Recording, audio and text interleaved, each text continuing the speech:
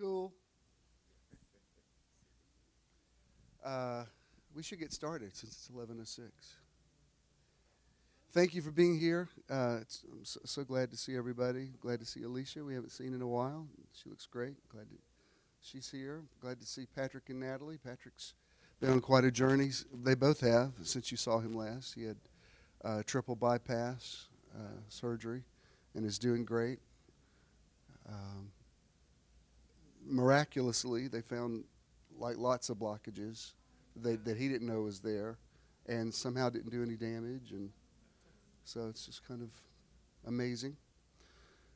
Ken's on call and BJ's somewhere, so we will have no photographs today. I guess we'll do a sketch. It's good.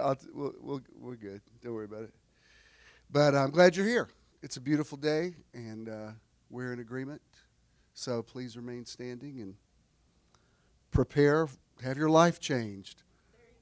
I'm going to say some things today I've never said before. Metron means measure and sphere of influence, and we want to help you find your Metron. Through motivation, enlightenment, transcendence, renewal, outreach, and networking. We're excited to have you here today and hope you enjoy the service. Good morning. Welcome to Metron. Give yourselves a big hand for being here. Cyber congregation, our apologies for being a few minutes late, but we are here. And glad that you have joined us wherever you are. I hope you enjoyed that extra hour that you got last evening. And just tell your body clock to line up with it. You'll be fine. It's amazing to me that we've been here as long as we have. And then when I look back in my Facebook memories, it's interesting that there's 2 or 3 people, just a handful of people that have kind of been on this journey the whole time. And our artist this month is certainly that. He's been a part of us nearly from the beginning. And I'm always glad when he's available. These days it's kind of hard to find him for a whole month when he's got free time. But other than the week that we go out to Roberts, which will be 3 weeks from today, he's going to be with us for November. And I'm always glad when he's here. He's a troubadour and a psalmist and a great interpreter of songs and writer in his own right, and a great singer. He's multiple personalities. There's an old black man in there somewhere. Like when he starts singing some of like those old school gospel stuff, I'm like, you're not a young white dude. You're like... So I like that. I like people with I find people with many personalities much more interesting. So if I will stop talking about him and let him actually do what he does, we can get on with the service. So without any further ado, would you welcome our friend Marshall Ruffin? Come in, do your thing. Welcome.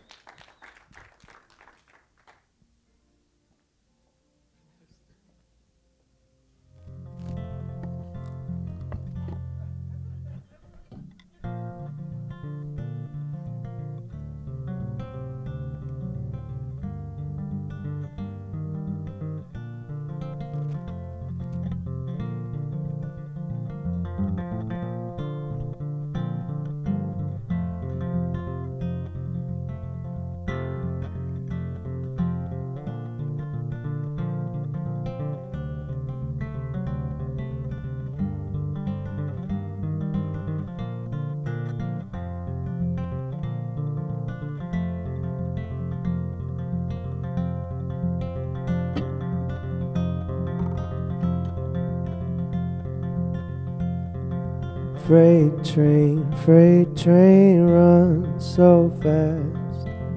Freight train runs so fast. Please don't tell what train I'm on, so they won't know where I'm going. When I'm dead and in my grave, no more good times I will break. Place a stone in my hand and feet. Tell them all that I've gone to sleep.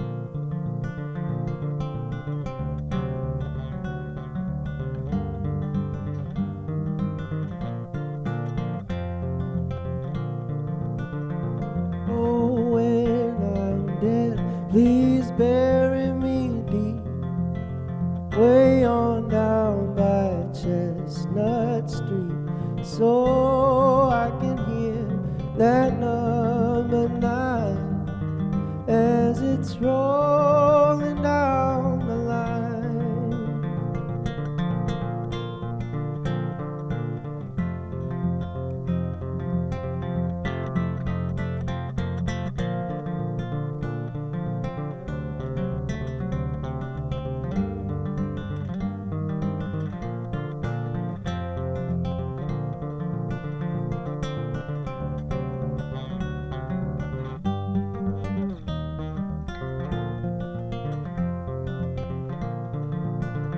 Oh, freight train, run so fast. Freight train, run so fast. Please don't tell what train I'm on, so they won't know where I'm going.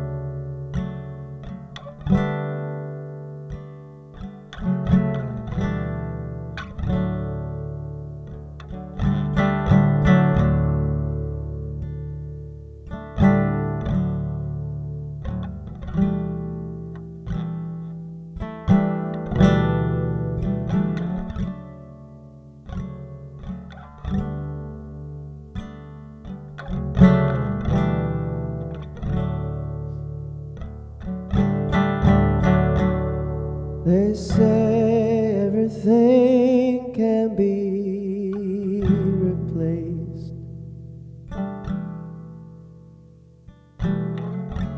They say that distance is not near.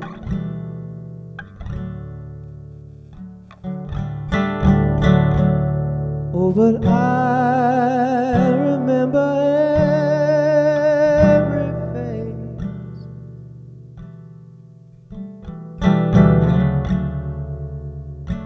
Of everyone who got me here.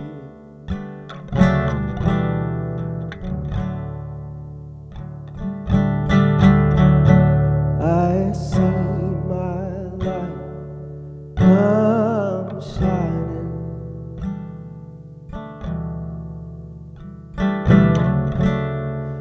From the west down to the east.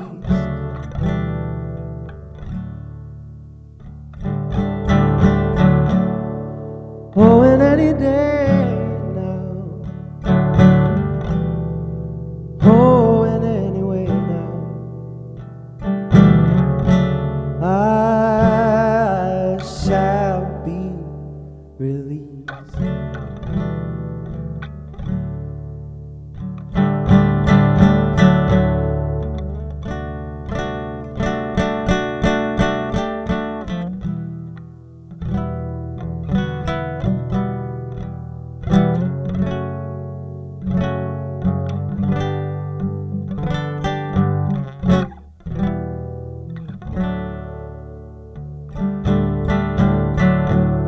They say that every man needs protection. Oh,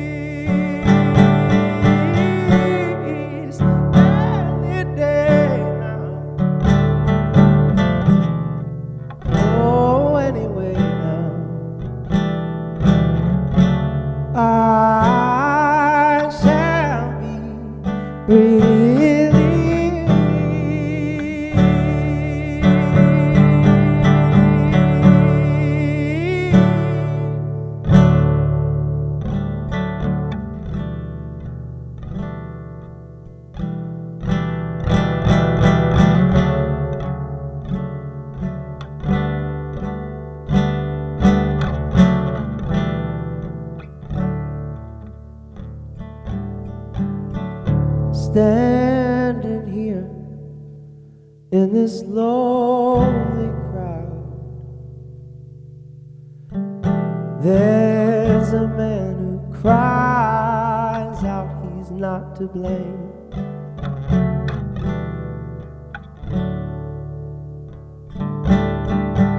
All day long I hear him shouting out loud.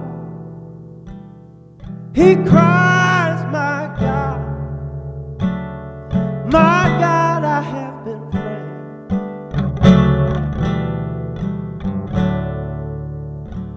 Oh, I see my light come shining from the west down to the east.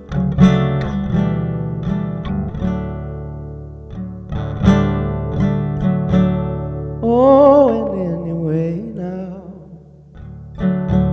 Oh, and anyway now. Anyway now. I shall be released.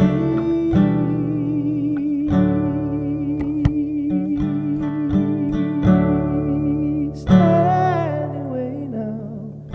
Ooh, any day now. I shall be released.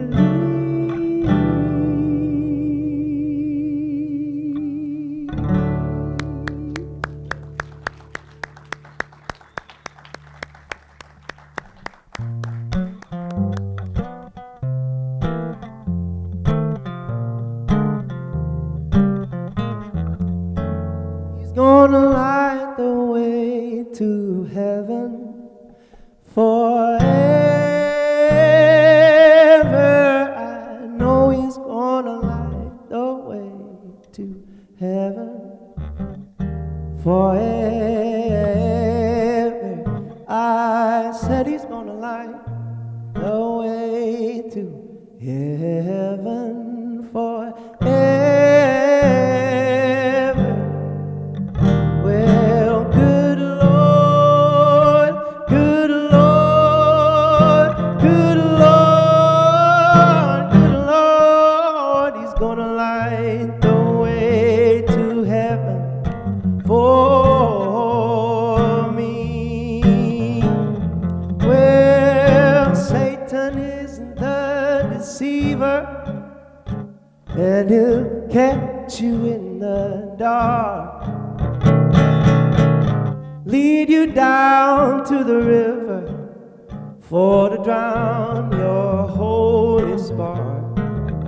But if you look into the shadow and you see a golden light, you better know that it is your Savior coming for to lead you through the night. I said he's gonna light the way to heaven forever. I said he's gonna light the way to heaven forever. I said he's gonna light the way to heaven forever. Oh, good Lord, good Lord, good Lord, good Lord, he's gonna light the way to heaven for me.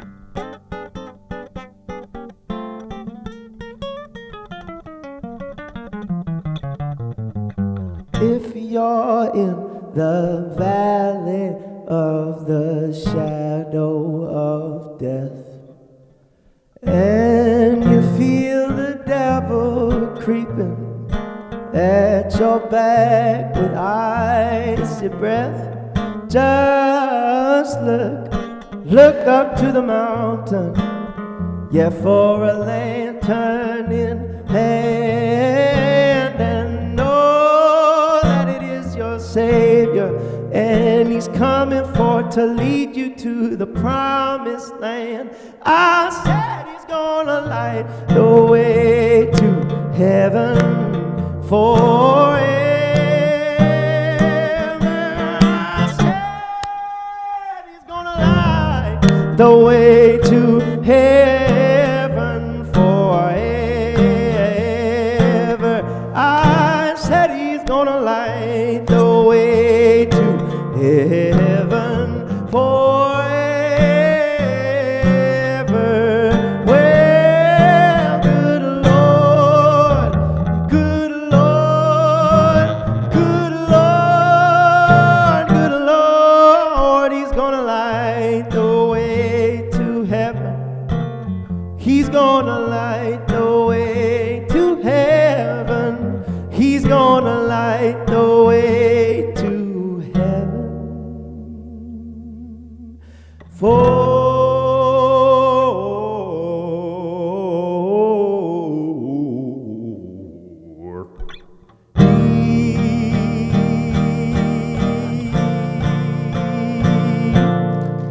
Marsha Ruffin! And some other guy with a low voice that was in there that apparently we had not met until today. Another one manifested. Thank you, Marshall. You may be seated. Good stuff, good stuff, good stuff.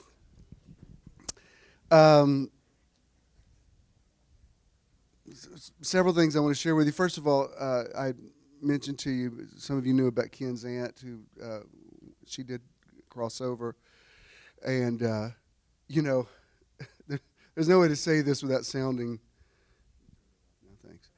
without sounding indifferent to it. But Ken's he's so tenderhearted and so feeling that for the last several weeks, every time her daughter, who is his cousin, who's very, very close, the way my cousin LaDonna and I are close, she'll call, and Ken burst into sobs. So I'm like, well, I guess she went, and sit there and wait for the conversation to be over. Sometimes it's nearly always just as the waiters brought the food. I'm like, and so, when he gets through, I said, did she go? And he said, no, they brought hospice over. I'm like, oh, okay. So we've had so many trial runs that finally I was like, are you sure? But I tell you, she's really, I'm going to do the graveside tomorrow morning. She really was a sweet lady. Some of you that were at our reception, she's the one that stood up and said, I'm old-fashioned. Yes, I'm old-fashioned, and a lot of this is new for me, but I just believe you're supposed to love people as they are and not judge anybody. And she really practiced that, just really super sweet lady. And last Christmas, all the Christmases I've been in that family, it's a big deal that she makes like Christmas goodies for them. They pick up on Christmas morning. It's become part of my tradition over the last several years. And this past Christmas Day, when we went to pick them up, she followed me out to the car and she said, Jim, I just want to say to you, when I go, I want you to do my graveside like you did for Monty's. And I said, well, okay, Aunt Sandra, thank you, but that's going to be a long time away. Let's don't plan for that yet. And she got nearly another year after that, and it is kind of interesting because the anniversary of Ken's mother was the 30th, and when she passed, Sandra really became like Ken's mom. They just lived right down the street from them, so she's there. That was them back in that's Ken's mom, like back in the late 60s, and I never saw Sandra with black hair. I love the energy on that because I'd never seen them like that. When I met them, I never met Miss Evelyn, and Sandra was an elderly woman when I met her. But it's a cool little snap. Always take pictures because you never know when you're gonna. That picture 50 years from now will be very valuable. I just love the energy of them acting sassy, whatever they were doing in the kitchen. That's cute. But so it looked like she was going Halloween night, and Lori, her daughter, said, I don't want her to pass on Halloween. So she went like at 1:30 in the morning, which is actually All Saints Day, which is November 1st. I said, well, that sounds appropriate because she was just a really sweet lady. And so it's bittersweet. I'm glad she's not suffering anymore. So I went out there Friday night, and we were with the family, and then I'll go feed my parents tonight and then drive back out there because the funeral's tomorrow morning at the Methodist Church there in Eatonton, which is where Ken's mom played the piano all those years, and it's where what's his name that did the Uncle Remus tales? I don't know. Not Harry Beecher Stowe. She wrote Uncle Tom's Cabin. I can't remember his name. He went to church there before he was the editor of the Atlanta Journal. Why can't I think of his name? Hey Siri, who wrote the Uncle Remus tales?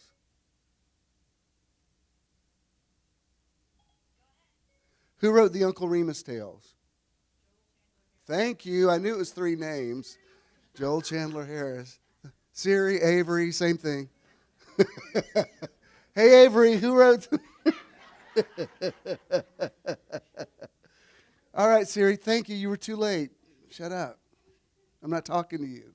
Oh, now she's going to be mad. She's very temperamental. If I yell at her, she sulks. I'm like, I'm sorry, Siri. Anyway, be in prayer for his family, and then tomorrow we'll drive up, we'll do our annual thing up at Howie's. We're actually going to Blue Ridge Tuesday, where our next meditation thing is going to be. His blog's doing a thing on the train they have there, so we're going to take that train to wherever it goes. So I might as well tell you, our next meditation weekend, number 9, is going to be in Blue Ridge, Georgia. Most of you have already gotten rooms, which is amazing. Brenda's bringing 7 people with her, which is really kind of cool. She's sort of turned it into a thing now with her granddaughters, and it's like it's very neat that you have that experience. And so I told her, I said, we got to be like the Baptists. I got to give you some kind of award for the most visitors brought to meditation weekend. It's gonna be awesome, and that will be January the 25th and 26th. So we'll be here the next 2 Sundays. Marshall will be here, but 3 weeks from today we'll be out in Eatonton at the Chapel of Love. I'm going to send them some more money this week beyond what we've already doing this month, just to help them cover food. And he's got a lot of last minute things he's still having to pull together, but they'll get it done. So is that the next theater I'm hearing? Well, why are they doing a movie so early? No, I need to know. Why are they doing? Siri, why are they doing a movie so early? No, don't go ask. I'm just kidding. Yeah, they usually don't start this early. It's probably the last time they did it was Clint Eastwood next door. Yeah, he was here. He was here checking out a movie. He's making a movie about the Atlanta bombing during the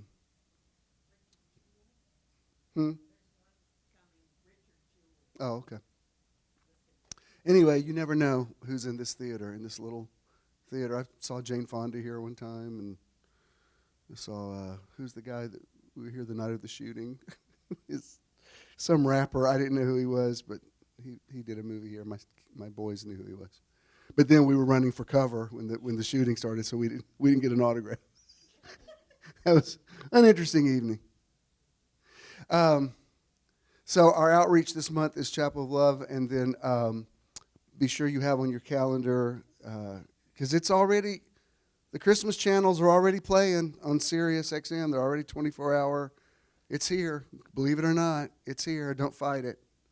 So we'll do Thanksgiving out in Eatonton on the 24th, and then on December 17th, we'll be at Rhodes Hall, the Castle in Peachtree. It's on a Tuesday evening. Be sure that you get it on your calendar. The parking lot is behind it across the street. If you look at the build, like if you're right here and the building's right there, the parking lot's right there. And it's all lit, and it's very safe. And we have the Dickens singers. They come in full costume. It's gonna really feel like Christmas. It's gonna be very cool.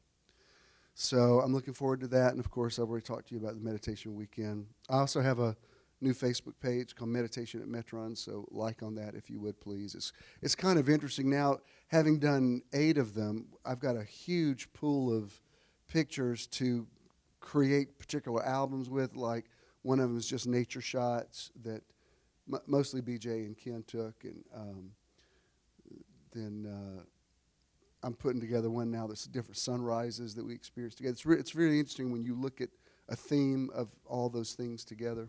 So, like on that page if you would. And let's see, is that everything I needed to announce? I think, some of you did your Living Your Best Life. And that's cool. Thank you for, I think it's interesting how you all interpret it differently. And thank you for learning how to use hashtags. Welcome to the 21st century. So that's cool. And let's see, was that everything? Okay. Is that Crystal I saw come in there back there? Hey. Well, it's an unusual Sunday. All these people I haven't seen in a long time. Did you all, everybody that I haven't seen in a long time, you all called each other like, we're going on November 3rd. Okay, good. It's cool. Now, I notice themes like that a lot in my life. Like if I see somebody from high school, the next 2 or 3 days, I'll see several people that went. It's interesting how that whole piece works. Anyway, are y'all ready for the word? Is that a big thumbs up for the word, Rhonda? Okay. Are we ready for the podcast, people? People of Podcastia? Okay. Hey, y'all. Welcome to the Metron Live podcast, coming to you live from beautiful, historic Midtown Atlanta. Metron people, would you give the podcast people a big hand? Please be prepared to have your world rocked, because I'm about to pull the sheet out from under you theologically. So if you came in with a religious spirit, it's going to manifest very quickly. But we can cast that thing out in Jesus' name. It's interesting.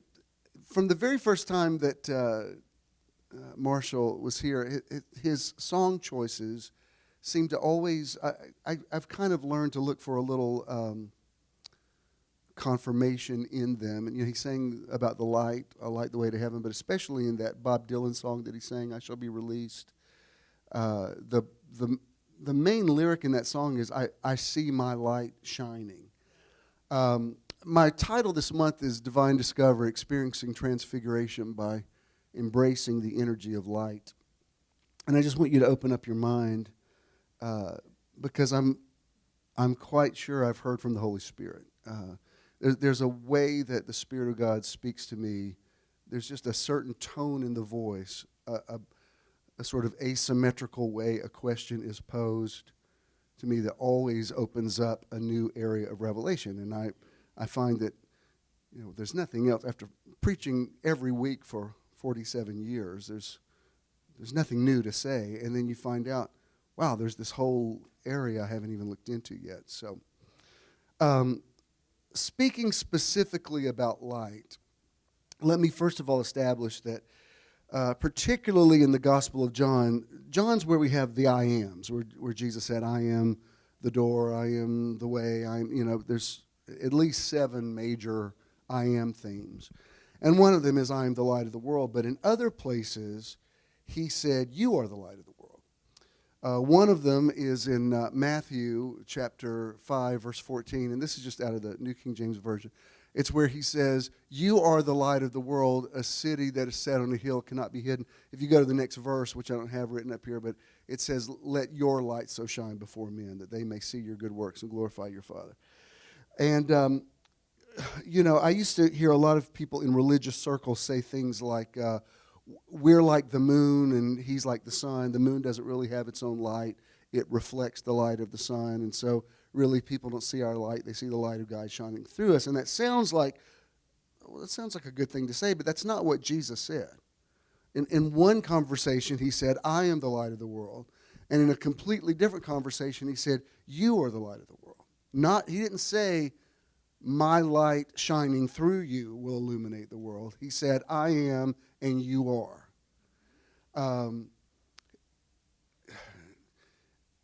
One pervasive theme through all of my preaching has always been Jesus saying, it's necessary that I go away.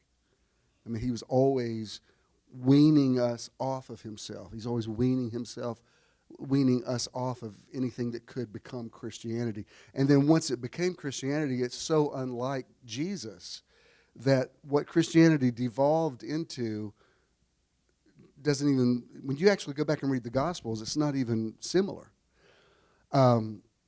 What most people think is Christianity today has nothing to do with the message of Jesus.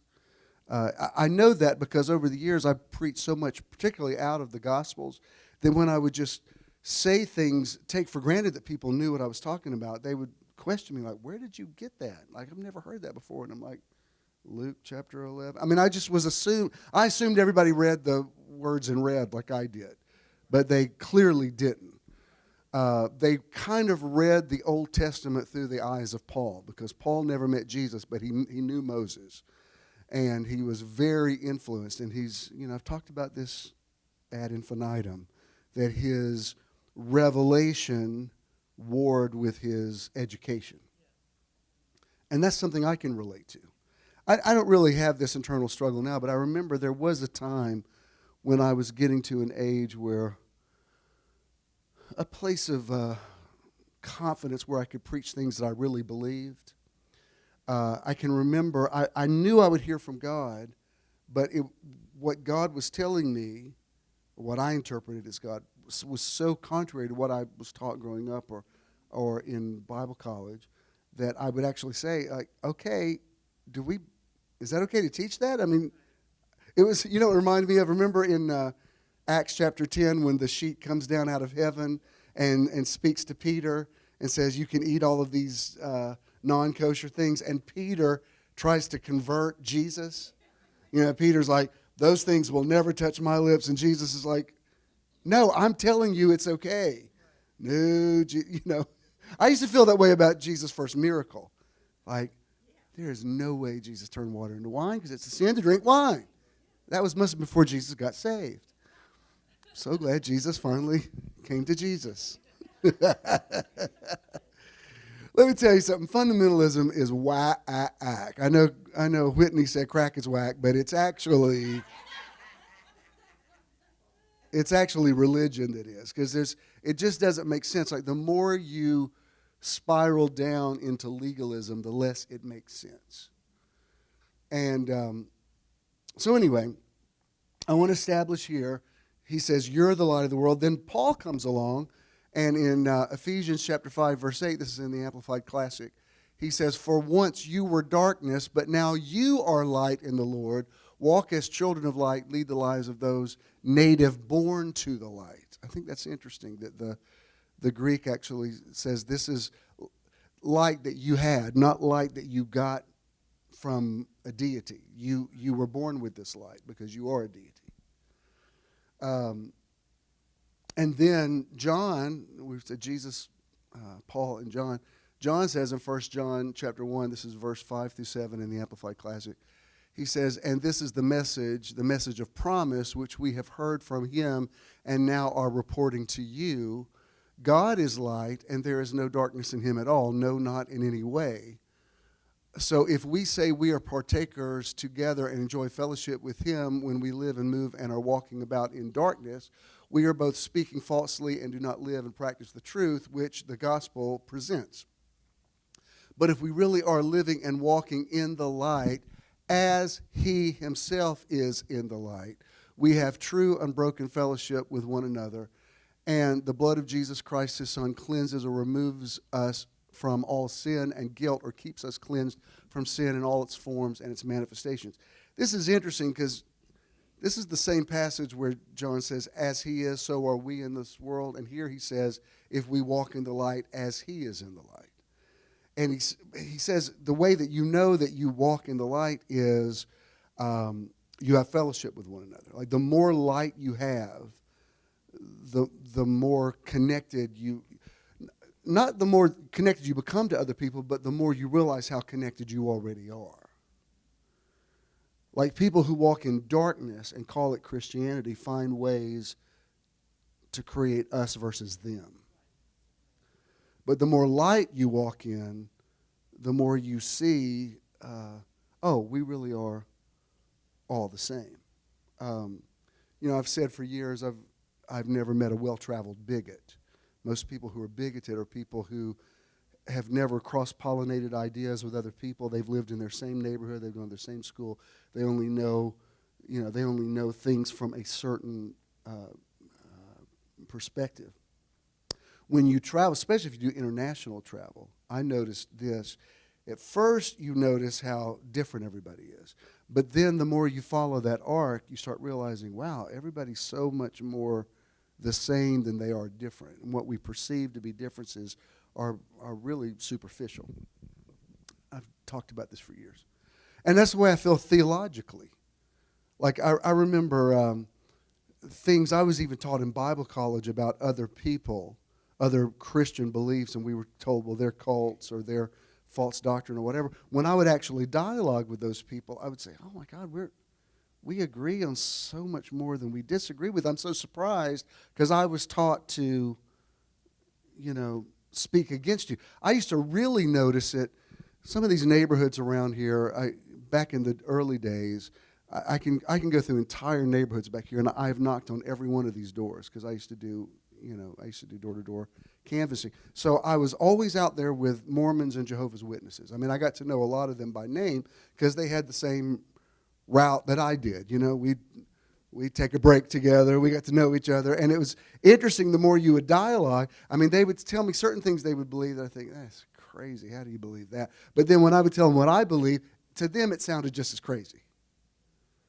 I used to really give the JWs a hard time because I would say, y'all think there's only 144,000 people that are going to be saved?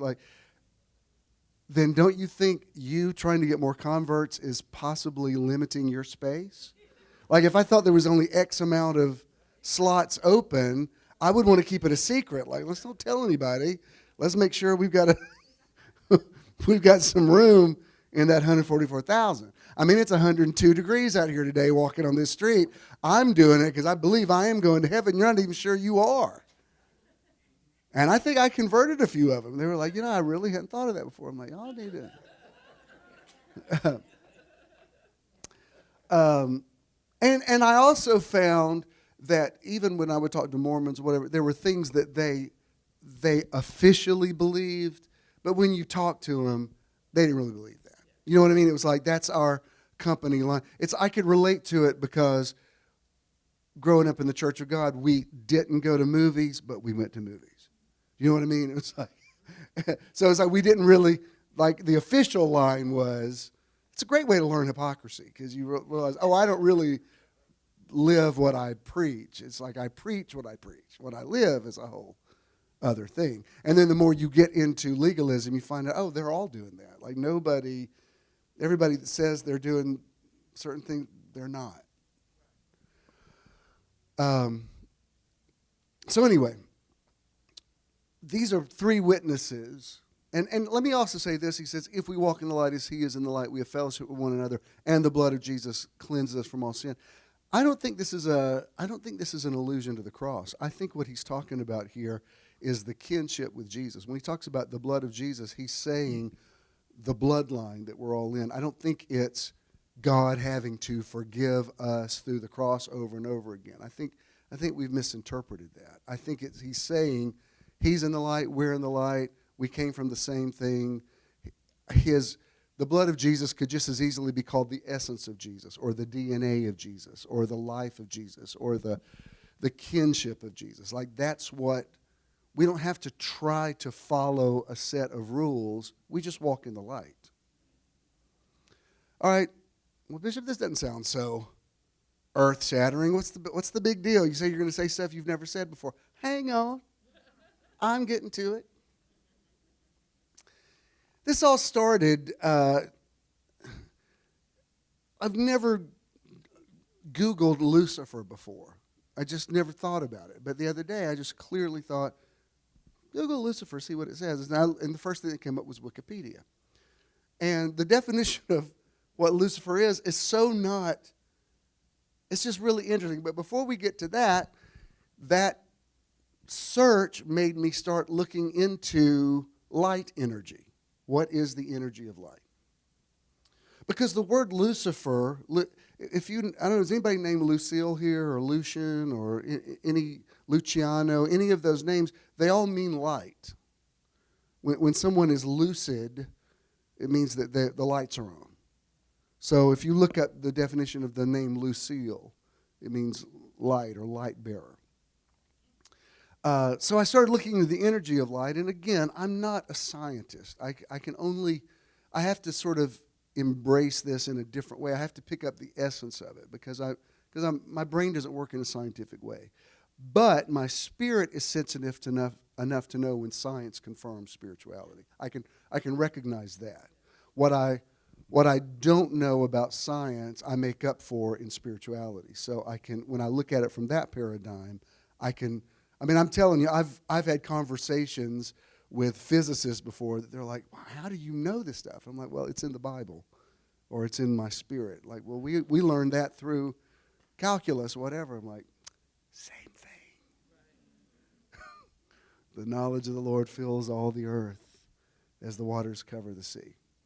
So I want to look at the definition of light energy.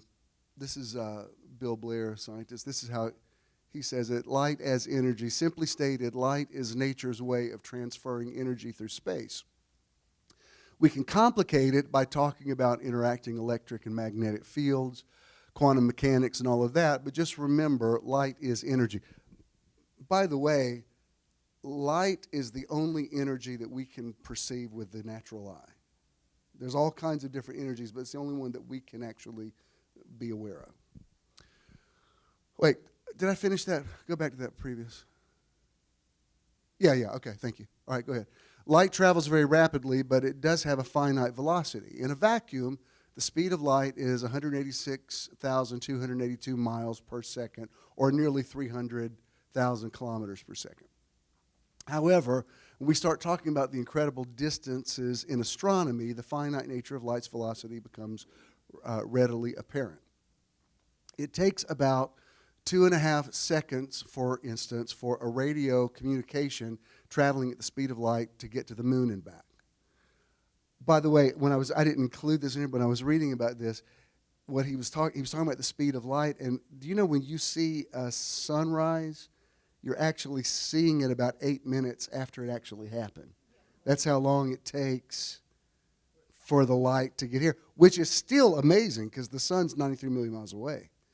The fact that it's less than 10 minutes that you can perceive it. But that's just fascinating to me, that you're not seeing it as it's happening.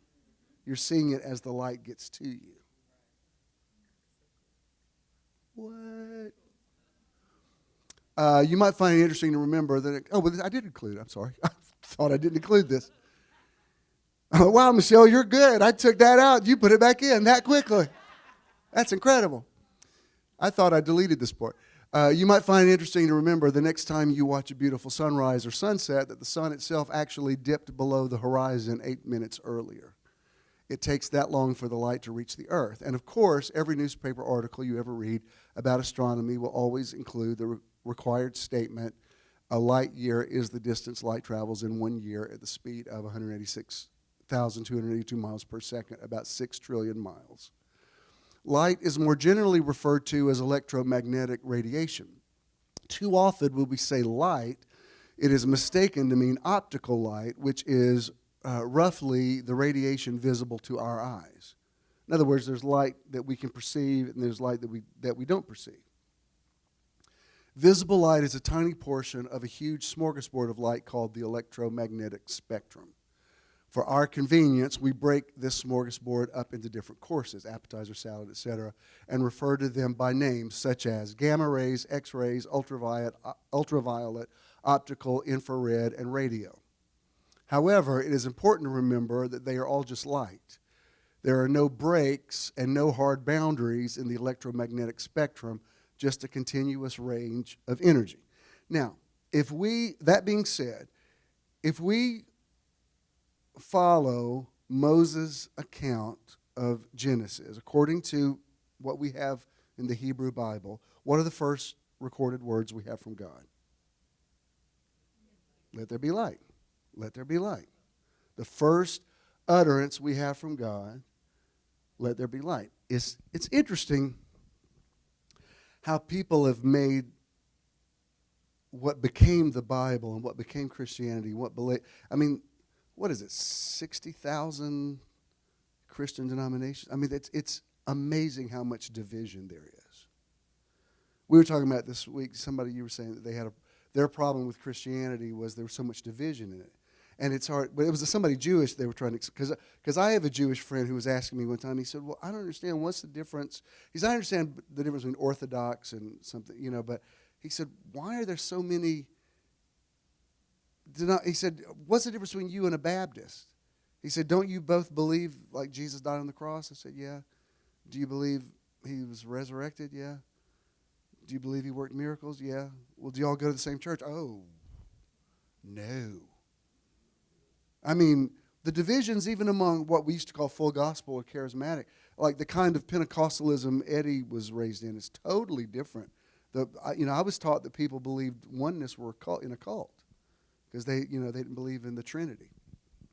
And the more people keep trying to divide it intellectually, the more impossible it becomes to see the light. Like the more division there is, the more darkness there is. If we walk in the light as he is in the light, we have fellowship with one another. But when you really look at, if you're just going to find God through the Bible, it really breaks down into just two themes. It's about light and it's about a tree. I mean, that's really the pervasive.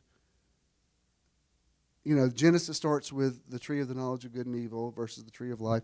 Revelation ends, the last few verses of Revelation, the promise is not to walk on streets of gold. The promise is you'll be a partaker of the tree of life. It's like it was all about a tree. Some people ask, why do you sometimes wear a cross and sometimes you wear a tree of life? Because it's the same thing. And I like to keep everybody off guard with my symbols. You know what I mean? Just when you think I'm you, I'm not you. I am you, but I'm not you. You know what I mean? It's like, I am, but I'm not. Because if you try to put me if you try to stick a label on me, you're going to dull my light. The label is going to obscure my light. Now, what's interesting about this, and I'm not going to go to this passage today, but I probably will next week.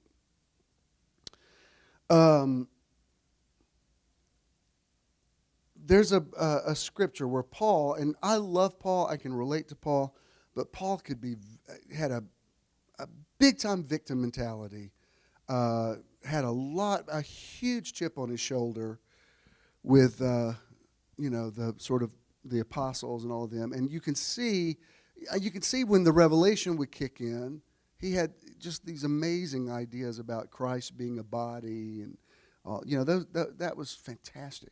But then, like, the revelation is sandwiched between him just whining about who's offended him and who's hurt. It was just he had a real sense of grievance.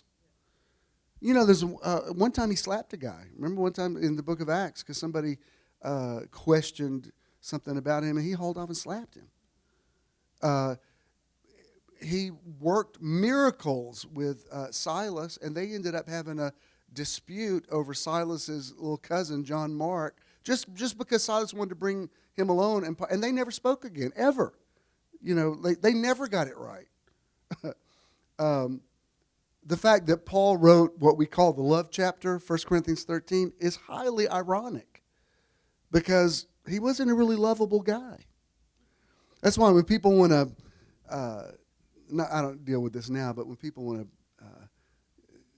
gay bash me with things that Paul said, I'm like, I don't think you want relationship or sexual advice from Paul. Because Paul's idea, Paul said, y'all should all stay single like I am unless you just can't live without sex. That's basically what he says. He says, better to marry than burn. He says, I can't look at you, you disgust me, but if you just have to have sex, then go ahead and get married. That's the only reason he said there was to get married. Oh, that's so romantic, Paul.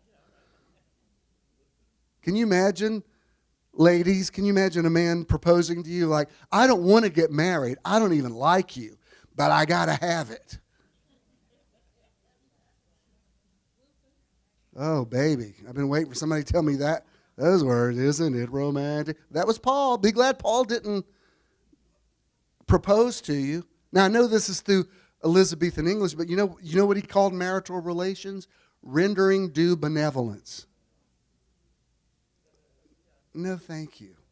Can you imagine somebody saying, hey, baby, will you render some due benevolence? I'm like, no, thank you. Let's just watch TV. This is like such a horrible way to put it. So Paul had to work through some stuff. When you really look into his background, the likelihood he probably was married at one time because you couldn't be on the Sanhedrin if you were single.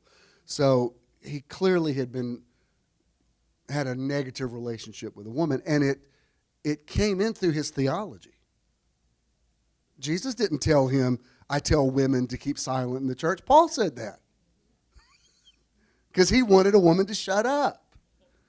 And let me tell you, I come from a long line of church people. I know what it's like to put a thus saith the Lord on something to get your point across. You know why prophecy needed to be judged? Because so much of it is bogus. People prophesy out of their own feelings. So when Paul said, wait, I'm getting from something from God. God is saying women should shut up. That's what God said. No, Paul, that's what you think because there was some woman in your life you wanted to shut up.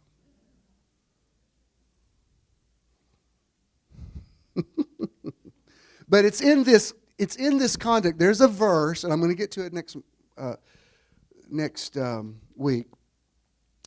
But when I was studying and learning to preach and learning the scriptures, there was this admonition that Paul gave that was always a warning about false teaching. Anytime somebody thought that your teacher was getting too new agey or too whatever, they would say, well, the Bible says Satan himself can masquerade as an angel of light. So that was always the warning. Watch out, you could be deceived because Satan can be masquerading as an angel of light. When you go back and read the entire chapter in context, Paul is talking about people who, he said, any of you that preach another gospel than what we taught, you're hypocrites. And he said it's no small wonder because even Satan himself can masquerade as an angel of light. Well, first of all, I take issue with that because Satan was an angel of light. What do you mean masquerade as? See, I think the whole Bible thing would have turned out differently if when the serpent had said to Eve, if you eat of this tree, you'll become like God. If she had just said, we already are like God. What are you talking about? That was the whole point. God said, let us make people in our image. And this is where I want to bring you today. Because the deception is not in some fallen spirit that's out there. It's not in this entity with horns and a pitchfork, whatever. The deception is when you don't see your own light. I have another definition of light energy, but I think, don't I? Yeah, Universe Today says, Just asking what is light energy opens you up to a flood of other questions, trying to narrow down the context that you are asking the question in. In photometry, luminous energy is the perceived energy of light. It can also be defined as the electromagnetic radiation of visible light. Since light itself is energy, then another definition is relevant. Light is nature's way of transferring energy through space. Now, I'll probably get into this next week as well, but there's a particular thing that happened in Jesus' ministry that I've always found fascinating. And it was prior to him going to the cross, it's when he goes on this, up on this mountain, and he begins to glow. He becomes illuminated. He begins to shine. Very similarly the way Moses shone when he came off of Mount Sinai. And it says, if you read it, it says, even his clothes became enlightened. And in that, interestingly, Moses and Elijah appeared with him, which is interesting. I don't want to get ahead of myself. I'm going to get to that next week. But why Moses and Elijah? Why not Adam? Why not Abraham? Why not David? Why not Isaiah? Why not? I mean, there was a lot of people that could have come from the other side. Why those two? And then next question is, why were the disciples not surprised that, first of all, you're glowing? Now, this, here's Jesus he's just with them, sweating with them, eating with them, walking with them, talking with them. He's just, a couple of them, he was their first cousin on his mother's side. They knew him. And now he walks up on this mountain, and suddenly he begins to glow. His clothes begin to glow. And Moses and Elijah, who had been gone for a while, centuries, suddenly they're talking to him. The disciples are not particularly surprised. What if suddenly I was talking and suddenly I begin to glow and Abraham Lincoln and Sojourner Truth were with me? What if Harriet Tubman appeared here? I'm like, Harriet, there's a movie about you right now. Wouldn't that be surprising? Like, they've been gone for a while. So there's something about light folding time and removing our perceptions of time. If we walk in the light as he's in the light, we have fellowship with one another. That doesn't just mean the people who are here right now. It's the people who were here before. I don't know how when you start watching YouTube and you get pulled down the rabbit hole of YouTube, like you'll watch this one thing and then I was watching something and somehow it got me. I don't know how I got to this place because I wasn't watching anything about paranormal stuff, but it was a true story about this family that lived in Georgia, and the little girl, they lived kind of far away from people, and their little girl, they had one child, she went outside and she came in and said, there's Mr. somebody, what is it, Mr. Corey or whatever the name was.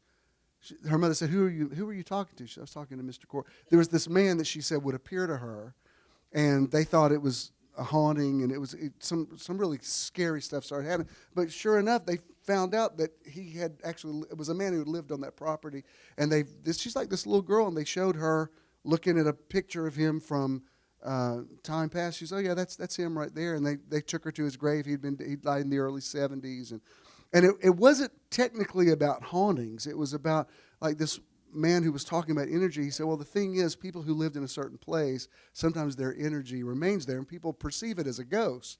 It's not necessarily a ghost. It was that they had a very strong presence that was there that is still there. And sometimes they're able to communicate with people who are here. Many times it's children, because children haven't learned. Right. They haven't learned, like, this is crazy. I can't be talking. This man died in 1972. He can't be talking to me. A kid doesn't know that yet. Don't you think it's interesting that Jesus one day was talking, he said, by the way, I need to tell you something. Remember, he brings a child over and he puts him in his lap, and he said, I'm going to tell you something. I'm going to teach you all this stuff, but if you don't hear it the way this child hears it, if you don't become like this child, you'll never enter the kingdom. So what he's saying is there's a suspension of logic that you have to have. I'm going to tell you, most of what Christianity is now has become so logical, it has nothing to do with Jesus or the Holy Spirit or God. Nothing. Because God is not logical.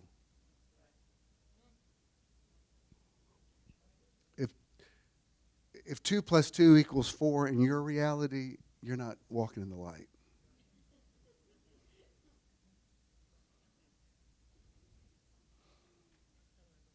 Logic removes the necessity for miracles. I've said this to a couple of people this week, but it's been, 2 months now since I lost all my stuff at the bottom of the river and got it back. And everything is still working. Even last night I had to go to the drugstore late, and I put my card in. I thought, I keep thinking, well, it's probably going to, the chip's not going to work now. Because it was, it was under the water for 3 hours. Still working. Watch is working. Phone's working. Ink on the check didn't run. I don't know. If you don't think that's a miracle, please don't tell me, because it will make me think less of you.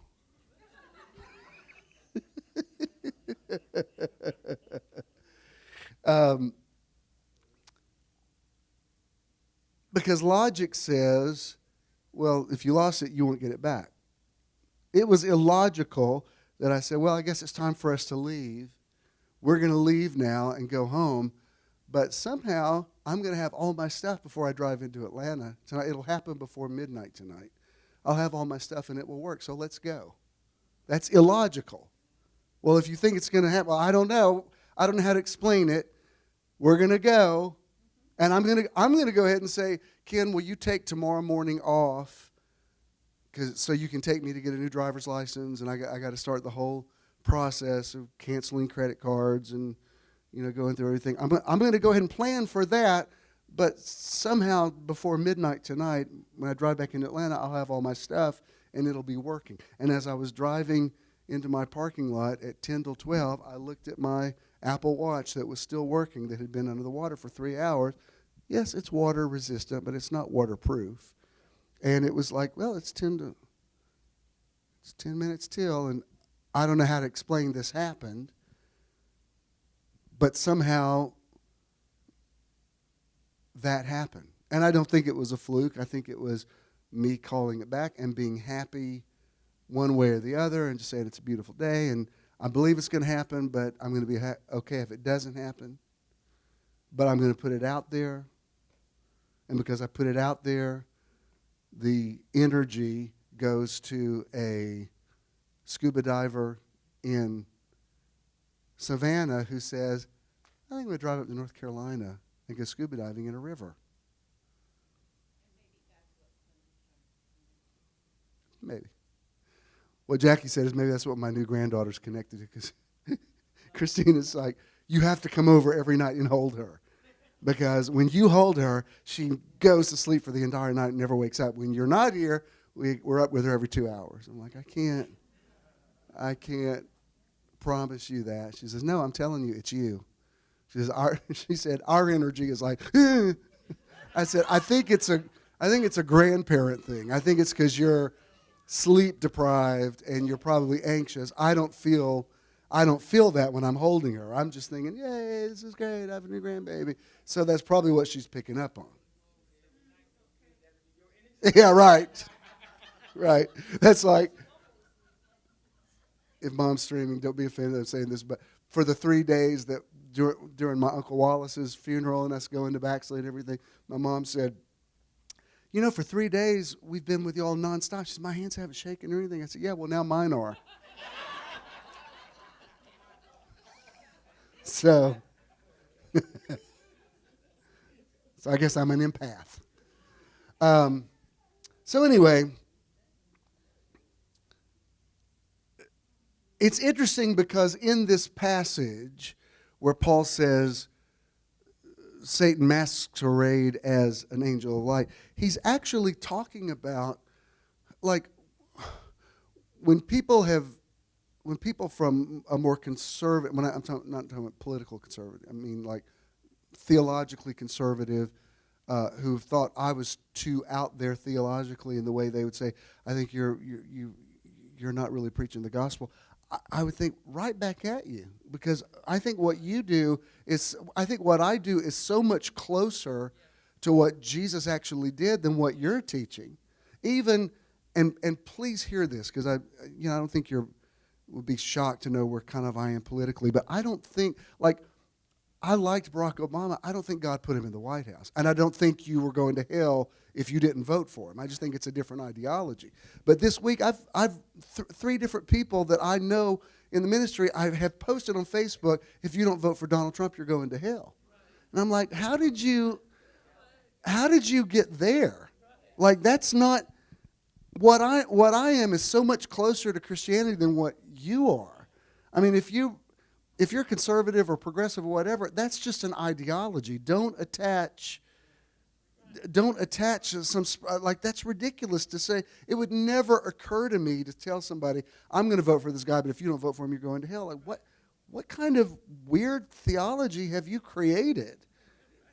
Because people can say, well, because people on this side, they believe, in Christian values, which to them means about abortion and gay rights, really what they're talking about. Well, there's people on the other side that think Christian values is helping poor people and being open to outsiders. And I remember when I've shared this before, but Judah and I went to Coretta Scott King's funeral, and all the living presidents were there on the stage. They all had something to say. All of the Senate, the House, it was like being in Madame Tussauds Wax Museum come to life. I mean, I told Judah during the 6 hours we sat there, I said, in your life, you will never be, like the woman in front of us is Malcolm X's daughter, there's Stevie Wonder, it's like there's Joel Osteen next, it's like everywhere I'm looking, these are celebrities everywhere. But I was listening to each of Bill Clinton spoke, and W spoke, and Jimmy Carter spoke, and I don't think Senior Bush was there. But anyway, it was interesting because they all used the scripture and they all propped up their political ideology with scripture. And I thought, well, fair enough, because, yeah, the scriptures say that, and yeah, the scriptures say that. You can make a case. When people say, what does the Bible say about it? The Bible doesn't say any monolithic thing about anything. I've been saying that for years. And people who are in that system, they don't believe it. It's like the time that the pastor of the Baptist church there in Covington took me to lunch. And this is years ago. We were talking, and I said something about, he said, well, the Bible doesn't have any contradictions. I said, well, yeah, I mean, it's kind of full of contradictions. He said, what do you mean? I said, well, like Peter said, women can win their husbands over by their godly lifestyle. We put the onus totally on them. Paul said just the opposite. Paul said, how are you're not assured that you're going to win your husband anyway, so if the unbelieving party wants to depart, let him depart. That's a completely different thing. And he said, the Bible doesn't say that. I said, yeah. He said, where does it? It's like 1 Corinthians chapter 7. And I didn't want to argue with him, but he was just like, how do you not, seriously, how do you not, I mean, you went to Bible college, how do you not know that? But people see what they want to see. People say, well, it's all got to say the same thing. No, it doesn't. Where did you get that? The bibliolatry amazes me, how people have worshiped this idea of this collection of books having to say a particular thing. It is not, I mean, you could make a case for that with the Quran. The Quran was written by one man. The Bible was written by different men all over the map and thousands of years away from each other that aren't talking about the same thing. The reason we created this science fiction character that we call the devil is we took all of these things, the serpent in the garden, the this, the that, whatever, we all put it together. By the time we read the book of Revelation, we got seven-headed dragons coming up out of the sea. They're all just, how could that all be the same entity? They're talking about different things. Which brings me to this. This is Wikipedia. Lucifer is a Latin name for the planet Venus in its morning appearances and is often used for mythological and religious figures associated with the planet. Stay with me. Due to the unique movements and discontinuous appearances of Venus in the sky, mythology surrounding these figures often involved a fall from the heavens to the earth or to the underworld. Now, let me just say before I go on with this.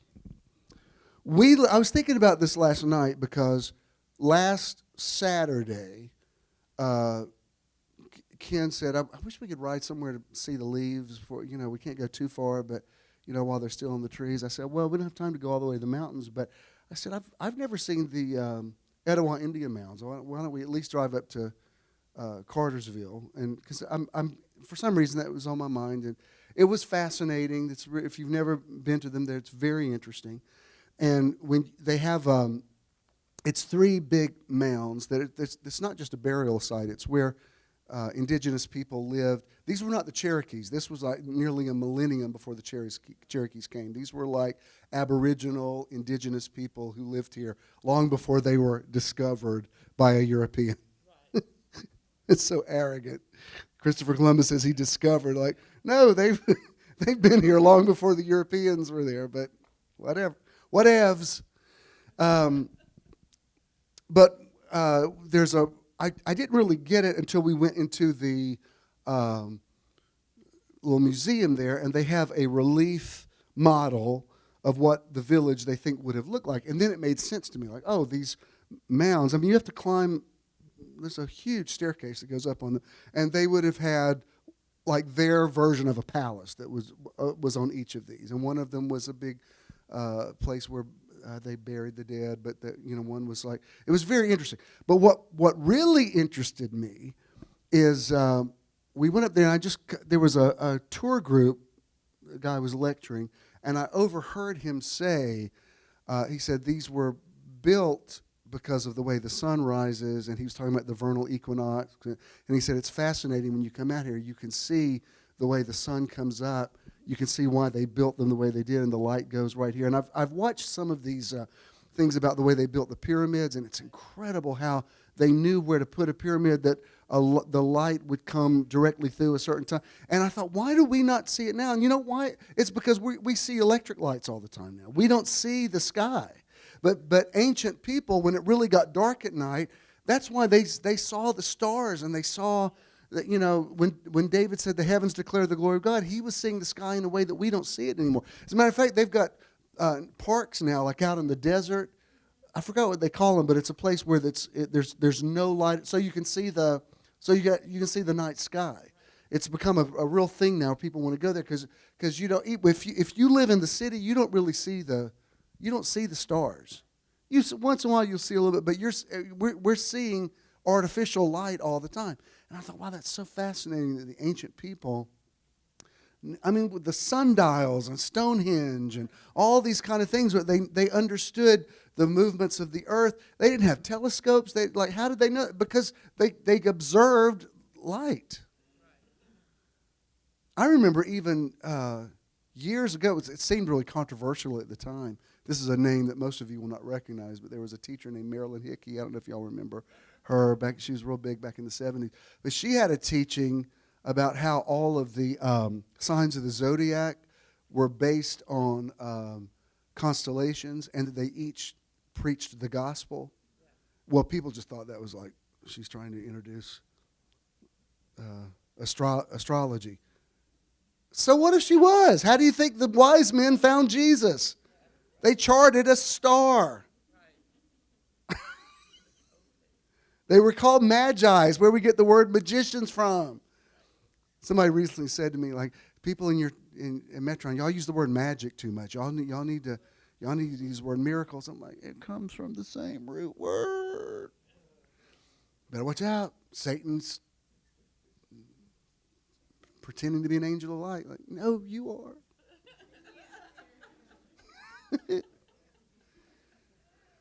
So I thought this is really interesting because if my life depended on it, I couldn't point out Venus to you in the night sky. But apparently the ancients could. And they noticed that it was visible and then invisible.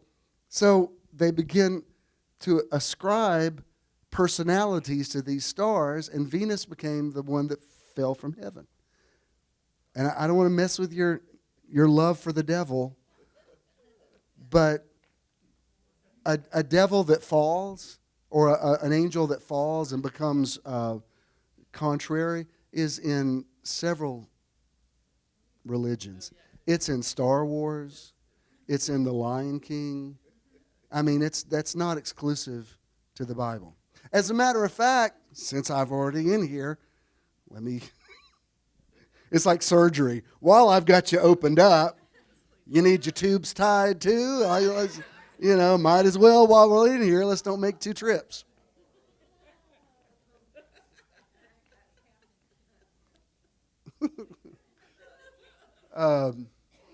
See, what did I just say?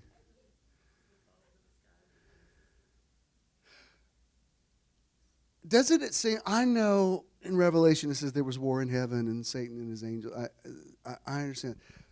Doesn't it seem odd to you that if there's this perfect state, the whole idea of an insurrection and a rebellion, doesn't that seem strange to you? Like, if God's this perfect, loving being, really?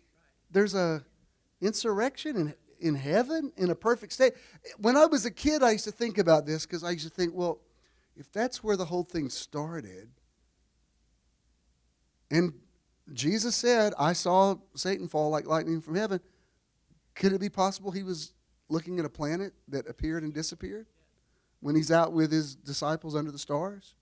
I'm telling you, when you go to Israel, you see so many things that you thought that's what it meant, but it didn't mean that. Like when you see this is where Gehenna was and where he's preaching to you, it totally makes sense. Where he says, yeah, you'll be cast into Gehenna. Not one person in his audience thought, they had no concept of hell. They knew there was a garbage dump that was burning all the time, that was maggot infested, because cadavers were thrown in there. And back then, this is gross, back then they didn't save your arm, they cut your arm off. And they threw it in the dump. And that's why the worm dieth not, because it was a horrible place. I mean, it was hell.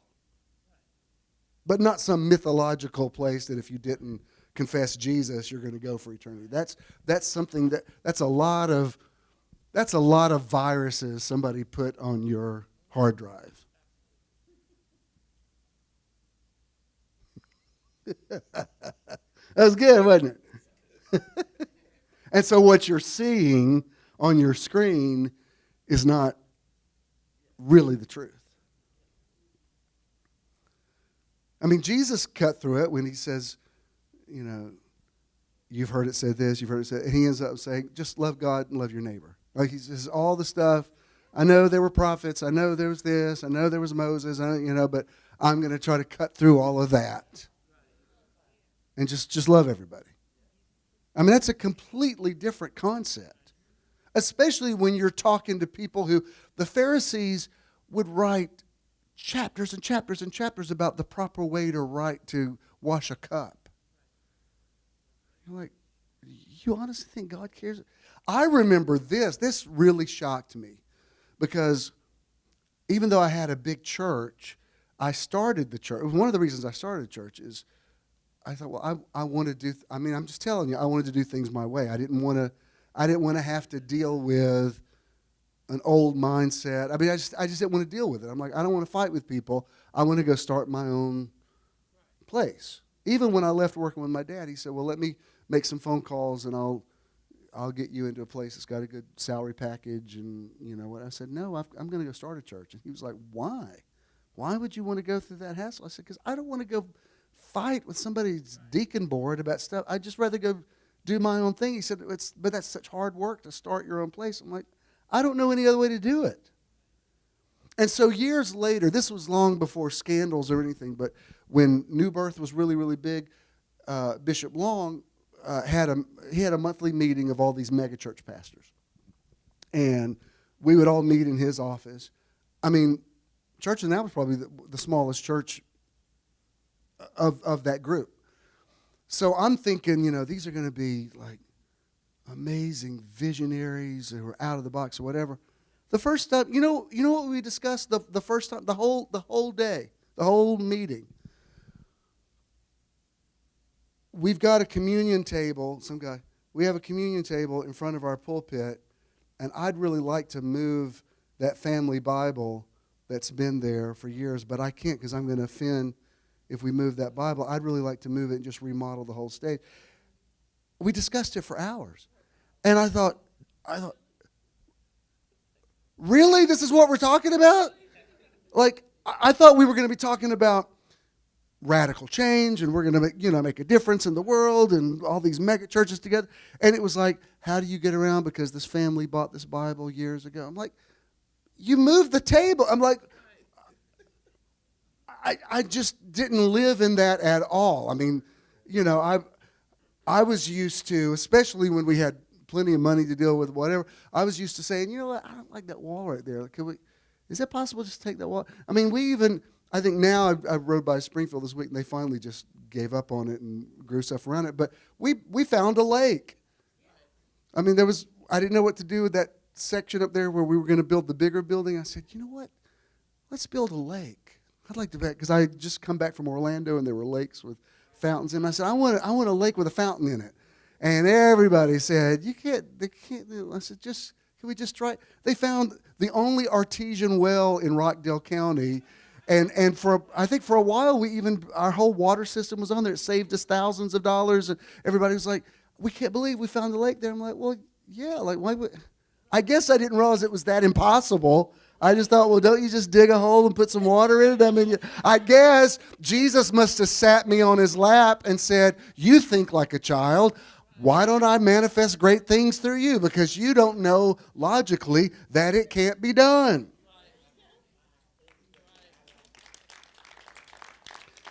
It took me years. I remember we had laid the first parking lot. And I remember walking out there one day and I thought, can't have a multicultural church. What am I thinking? Like, you can't do this. You can either be Charles Stanley and have a white megachurch, or you can be Creflo Dollar and have a black megachurch. But you get everybody mixed together, and man, they're on different planets. Don't get weird of me. I'm telling you, it's a totally different thing. When you try finding a worship leader that's going to make everybody happy. You try finding a youth pastor that's going to make. Let me tell you something. I'm not stereotyping. I've been a pastor for a long time. Black teenagers are interested in very different things than white teenagers are, as a rule. Because this is back when this movie was real popular. I went to some church growth thing, and the youth pastor guy was like, yeah, at our church we have a Napoleon Dynamite night. And the kids really love that. And I'm like, well, I don't think black kids are going to be into Napoleon Dynamite. I mean, I get it. I think it's a funny movie, too. Not so much. I mean, I got to figure out a way, because these kids have different heroes. They have different sports figures they look up to. They listen to different. I'm just telling you the truth. They listen to, and it is more complicated than whether you clap on the 1 and the 3 and the 2 and the 4. I'm talking about, and it was, yeah, and I never knew the world was as divided as it was until we had a black man running for president, and I was like, oh wow, this is really challenging. Because I'd mentioned Barack Obama, and the black people would break into applause, and the white people get up and start walking out. Well, that's interesting. How am I going to be that pastor to those people? I didn't know it couldn't be done. So I did it. And I'm still doing it.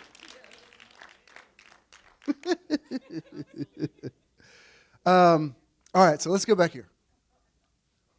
Okay. Interpretations of a similar term in the Hebrew Bible, translated in the King James Version as Lucifer, led to a Christian tradition of applying the name Lucifer and its associated stories of a fall from heaven to Satan.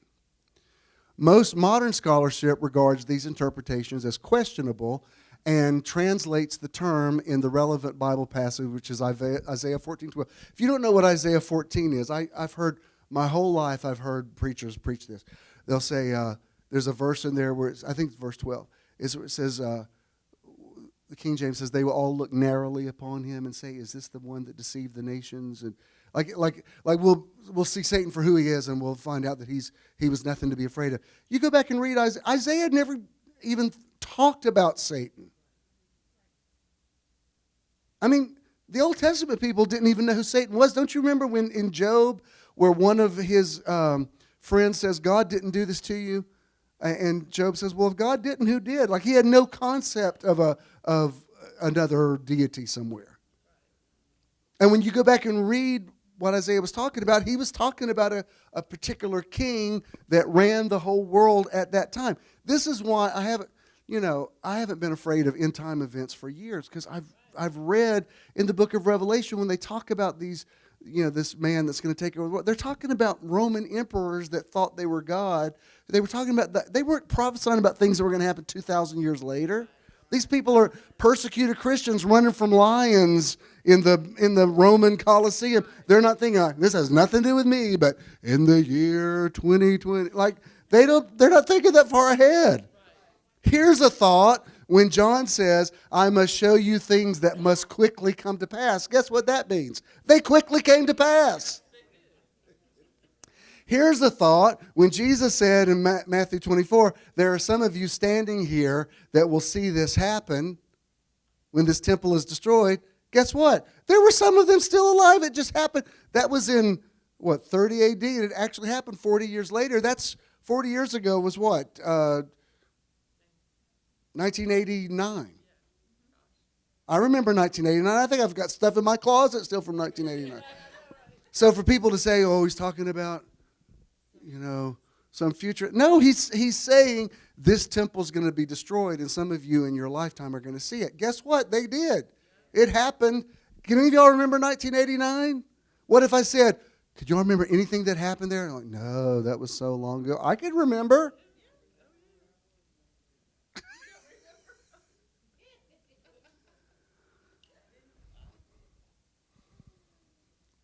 I mean, Judah was born in 1990. I mean, I remember very specific things about that time. Wasn't that long ago. It's just crazy how people have jacked up the scriptures to bend it toward their crazy ideas about life and conspiracy theories. And, I'm going to tell you something. There's not nearly as many conspiracies as you think there are. I remember, and I'm going to finish this in a second, but I remember long before the movie JFK came out, I was fascinated with conspiracy theories about Kennedy's assassination. I used to read. One of the reasons I got my first job when I was in high school is I worked at the DeKalb County Library, and I liked, because I had access to this is before internet, so I had access to all the old magazines that were bound in a big place. And so I would, when I should have been working, I was reading. I was fascinated with all this stuff. And I made a pilgrimage out to Dallas and went to. I had read so much about it. I took some of the guys I used to hang out with from church, and now we went out there, and I said, after we went to the Texas Book Depository, I said, "I want to go find the theater where they arrested Lee Harvey Oswald." And they said, "Well, how can you find it?" I said, "I don't know. I'll just find it." I said, He shot him. He can't. I'm literally walking through it. I said, "He got in a car and he rode this way." I said, "Let's go this way." So we're driving, and I said, "It's on this street." This is before GPS or anything. "It's on this street." I said, "That's it. It's that theater right there." And they said, "That's a Spanish theater." I said, "I'm telling you, that's it. I've read everything there is about this thing. I've read." And so I go. It's during the day. The man comes, doesn't speak any English. He comes and he says, he lets me know they're closed. And I said, "Lee Harvey Oswald, is this where he was arrested?" And he said, "Yeah." He unlocked the door, let us walk in. There's a seat back there that's got a little thing written on it. It says, "This is the seat where Lee Harvey Oswald was sitting when the cops arrested him." I'm like, "Thank you. I knew it was here somewhere." So, but then the more I read about it, this one guy particularly who explained how the magic bullet theory, how it actually worked, is because Connolly was in they call it a rumble seat. It's like a seat jump seat that you pull up in the limo. It's not usually used, but it would have made him a few inches lower, so that's why. Once they explained that, I thought, oh, it probably was just Lee Harvey Oswald. But I was really sad that there wasn't more to it, because I had read, LBJ, KKK, FBI, CIA, and I read all that stuff. I've seen that thing where they're swearing LBJ in on the plane, and he looks over and winks at that guy. And I'm like, that's right, he winked. And I was reading, like, why am I so sad that there's no conspiracy? And this guy explained it. He said, we don't want to believe that a man like Kennedy could be just taken out by some guy that just crawled up out of the sewer and shot him. It just seems too, like, a conspiracy theory makes it seem more grandiose. There's more to it. There's no way that one guy shooting a gun could change history that much. Because we could argue, like, maybe Vietnam wouldn't have happened. Like, a lot of things, the world would have gone a different route or whatever. And I thought, I know that's what's happened to the modern day church. They want to read so much into conspiracy theories. I know look, I was thinking this week about, we moved back to Atlanta in 1970. And this is going to really date me here, but Henry Kissinger's still alive. But he was he Secretary of State under Nixon? There was a huge rumor in the church that he was the Antichrist. I used to hear it all the time. And I remember people would preach about it. That's been 50 years ago. Henry Kissinger, Christian church is the Antichrist, not some guy in the Middle East. But because you don't see it, you project onto something else. I'm telling you, it affects how people vote. It affects all kinds of things, because people think, oh, it's the end of the world. Guess what? If it's the end of the world, it's not because some guy in the Middle East is going to come put a microchip in your head. I'm telling you, that's not what the Bible is about. And I don't want to argue with you about it, because I know people love their conspiracies. I remember when the big conspiracy about the Beatles, that Paul was dead? I remember years later, remember Chris Farley, the heavyset guy, used to be on Saturday Night Live? He used to do a skit called The Chris Farley Show, where he would do really bad interviews of people. And he was interviewing Paul McCartney one time, and he said, Paul, you remember that rumor where they all said that you died? He said, so what happened with that? And Paul said, well, I didn't die. I can't do Paul McCartney. Well, I didn't die, Chris. But it was just funny because the question was, like, I believe you're sitting here in the flesh, but I still believe the conspiracy more than what I'm seeing.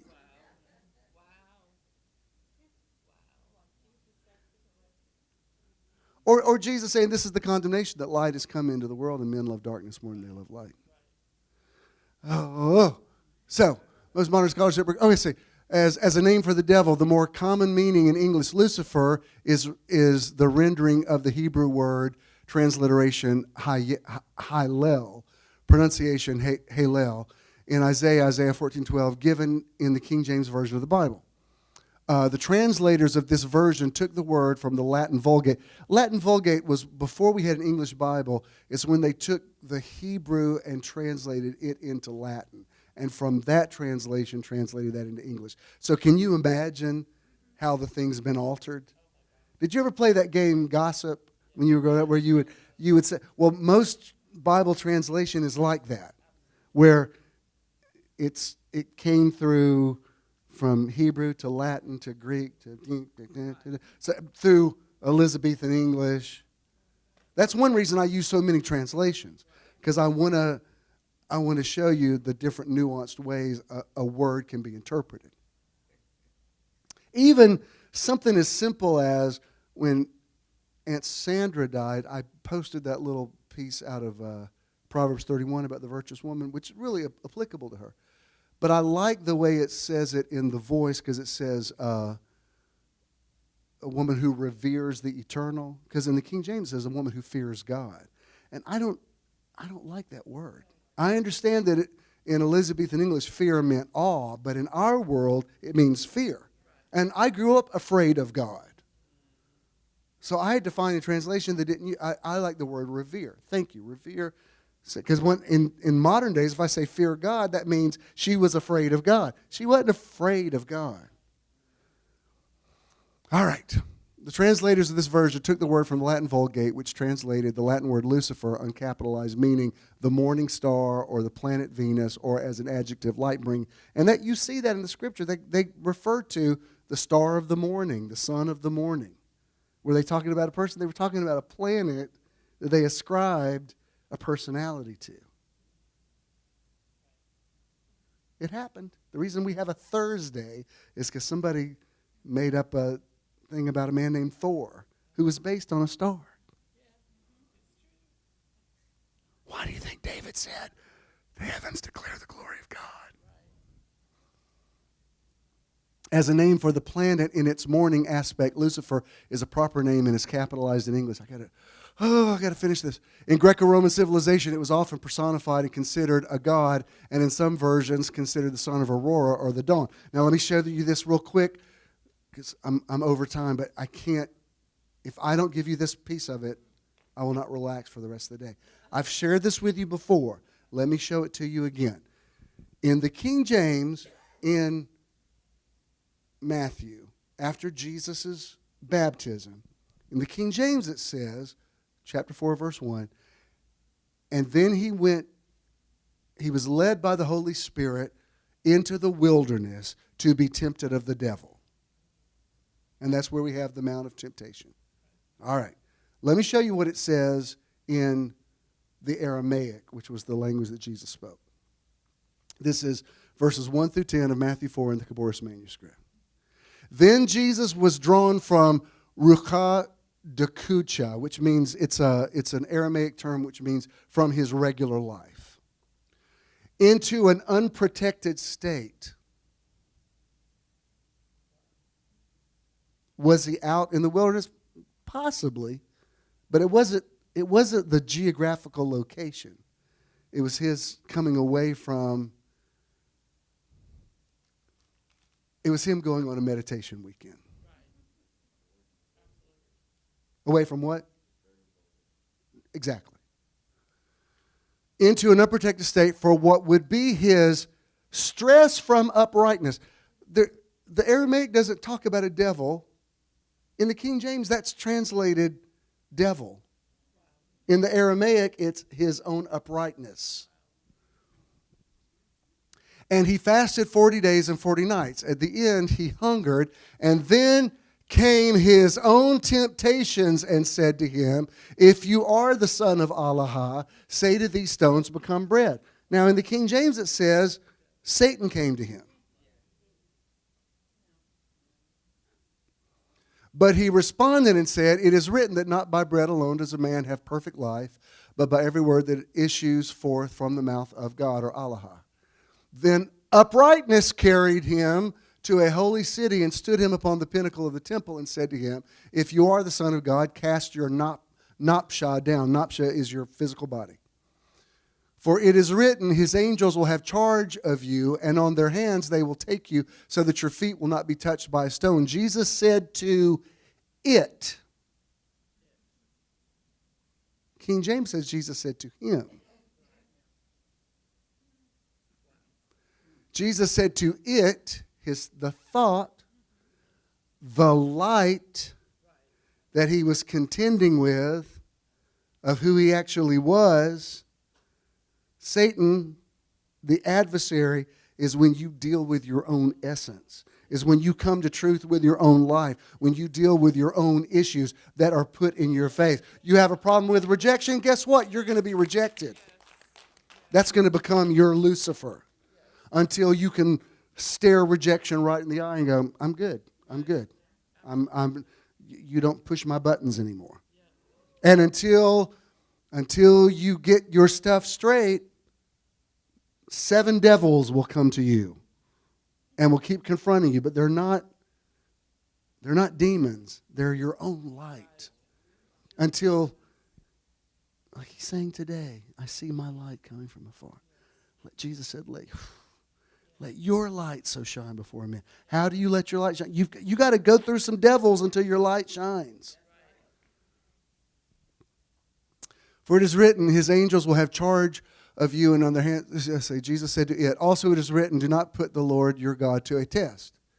Again, uprightness carried him to a very high mountain and pointed out for him all the kingdoms of the world and their glories. And he said to him, all these I will give to you if you will fall prostrate.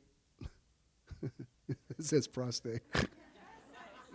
You'll fall prostrate. And that's on me, because it's not online, so I had to type it out. This has nothing to do with your prostate. Prostrate and worship me.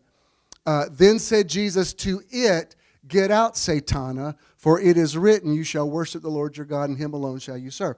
I've talked about this before, how that the temptation is when you deal with, am I really who I think I am? When God says to me, let your light so shine before men, that's a tall order. I got to deal with my own stuff. And if I don't get it right, stuff will keep happening to me until I get it right. I'll keep going around Sinai, or however you want to call it, until I work this stuff out. Your light shines progressively. I think the reason we're so attracted to sunrises is there's something really recognizable about, and there's even a verse in Proverbs somewhere that talks about a righteous man's light growing like the light of dawn, and it grows brighter until the perfect day. There's something about think about being out on that beach, watching, it's dark, and suddenly there's light, and then there's a lot of light, and there's something, as many sunrises as I've seen, I'm so fascinated by that. Like, wow, here comes the light. Why? Because I relate to it on some deep level. Because guess what? I'm that sun. I'm that star. I'm that planet. I'm probably gonna come back and refer to all these things because I haven't even scratched the surface of where I want to go with this. But we got to stop right now. Put a comma here. We're gonna really get next level next week. Let's all stand. But you see why I had to go here? I had to get all this said.